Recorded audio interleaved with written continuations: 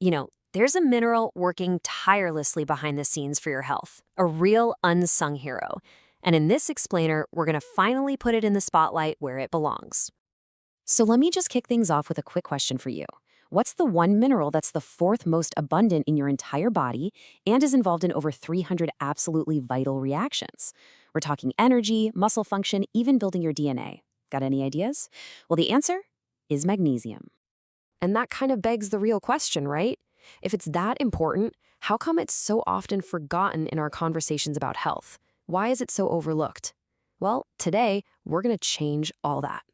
So what exactly is this stuff? Well, chemically speaking, it's a cation, which really just means it's a positively charged ion, and it's the second most common one we find inside of our cells.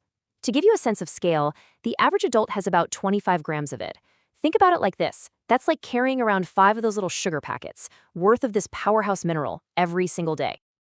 All right, now for the really fun part. Let's dive in and unpack all of magnesium's incredible superpowers and see what it's actually doing for us second by second. The best way to think about magnesium is as a master multitasker at the cellular level. It's directly involved in creating our energy, it's synthesizing the very blueprints of life, our DNA and RNA, and it's even controlling how our muscles contract and relax. It really is an MVP in almost every major system in the body.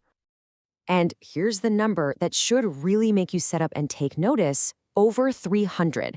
Get this, that's how many different enzymatic reactions need magnesium as a cofactor, basically a little helper molecule, to even get off the ground.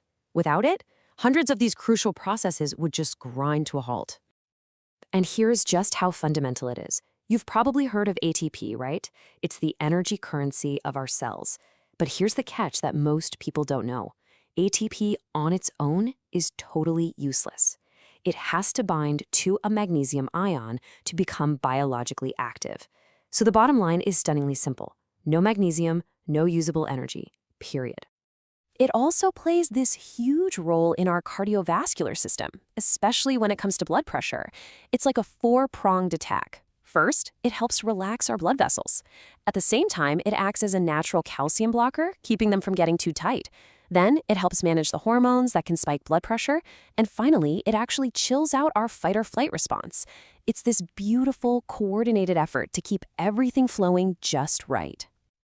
And you know what? It does something very similar for regulating our blood sugar.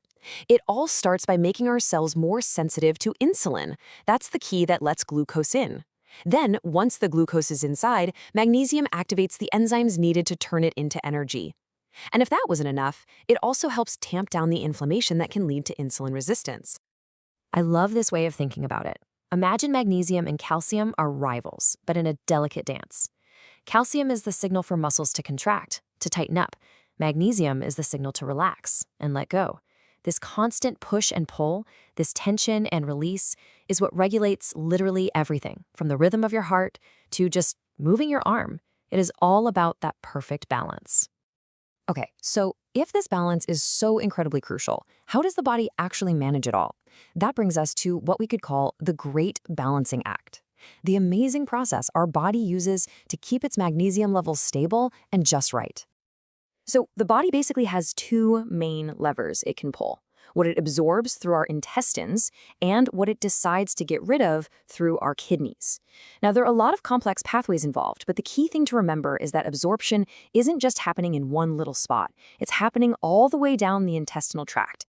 So what helps us out? What helps us absorb more of this mineral? Well, things like a diet higher in protein, getting enough vitamin D, and even certain types of fiber can give absorption a real boost. Our hormones play a big part here too. And of course, there's the flip side. Some things definitely get in the way.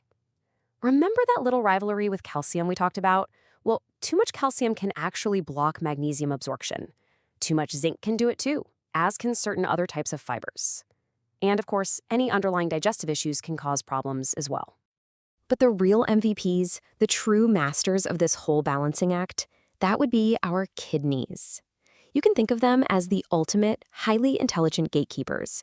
They are constantly making these precise, final decisions on how much magnesium the body needs to hang on to and how much it can afford to flush out. They're fine-tuning our levels 24/7. So that brings us to a more serious question. What happens when that delicate balance is lost? What happens when our unsung hero goes missing from the action? The clinical term for this is hypomagnesemia. It's basically an electrolyte disorder that's officially defined by having an abnormally low level of magnesium in your blood. It's a very specific diagnosis for what turns out to be a surprisingly widespread problem. And how does this deficiency even happen? Well, it's not always just about what you eat. It really boils down to three main possibilities. 1, you're just not getting or absorbing enough.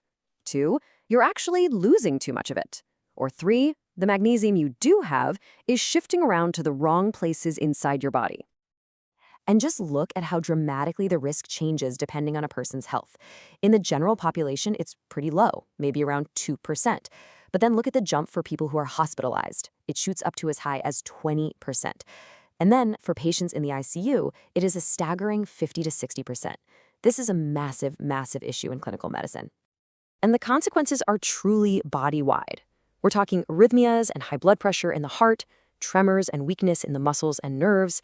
It even has links to our mental state, like depression and anxiety. From our bones to our brain, not having enough magnesium can have a serious systemic impact. Okay, I know that was a lot of heavy information, so let's totally shift gears and talk solutions. How can we restore the balance and make sure our bodies have all the support they need from this amazing mineral? For most people, the best place to start is right on your plate. And thankfully, magnesium is found in a ton of delicious foods. Things like leafy greens, think spinach, nuts like almonds and cashews, and even stuff like avocados and potatoes are all fantastic ways to boost your intake. Now, for those who might need a little extra support beyond their diet, medical literature shows there are various oral supplements available. You'll see different names like oxide, chloride, or lactate. They all kind of differ in how easily the body can absorb them, but they're all tools that can be used to help restore levels when diet alone isn't quite cutting it. So we end up right back where we started. We've got this unsung hero that's involved in over 300 things our bodies do, from creating the very energy that powers you to regulating your heartbeat. Which leads me to one last question for you to think about. Could this often overlooked mineral be the missing key to unlocking your own well-being?